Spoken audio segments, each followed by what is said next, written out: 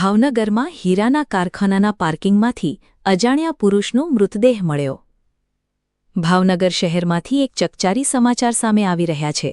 શહેરના કુંભારવાડા સ્થિત કુમુદવાડી વિસ્તારમાં આવેલા એક હીરાના કારખાનાના પાર્કિંગમાંથી એક અજાણ્યા પુરુષનો મૃતદેહ મળી આવતા સમગ્ર પંથકમાં અરેરાટી વ્યાપી ગઈ છે।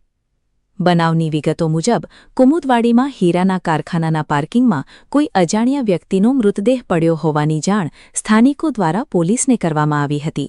ઘટનાની ગંભીરતાને જોતા પોલીસનો કાફલો તાત્કાલિક સ્થળ પર દોડી ગયો હતો।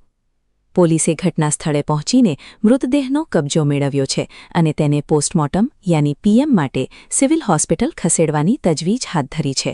આ વ્યક્તિ કોણ છે, તેનું મોત કયા કારણોસર થયું છે અને તે આ પાર્કિંગમાં કેવી રીતે પહોંચ્યો તે દિશામાં પોલીસે તપાસના ચક્રો ગતિમાન કર્યા છે।